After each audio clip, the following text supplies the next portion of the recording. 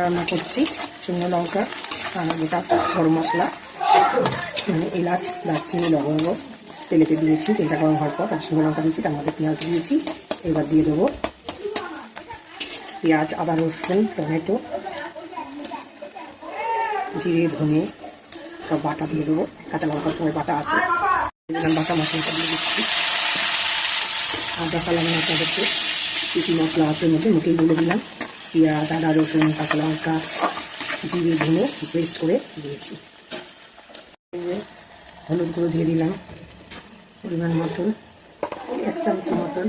দিয়ে দিলাম কাশ্মীরি লঙ্কার গুঁড়ো দিলাম, লঙ্কার গুঁড়ো দিয়ে দিলাম।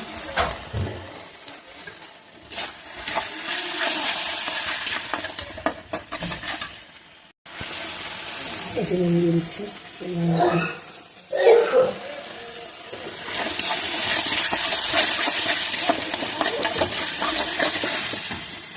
এবারে কাঁকড়া রান্না করছি, দিয়ে দিলাম এর মধ্যে।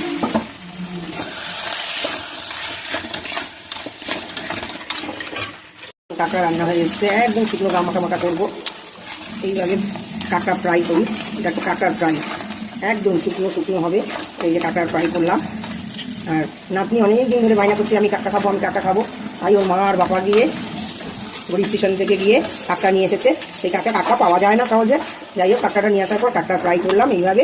আপনারা কি কোথা দিয়ে দেখছেন আমাকে বেশি বেশি করে লাইক করবেন, কমেন্ট করবেন, শেয়ার করবেন। টাটা।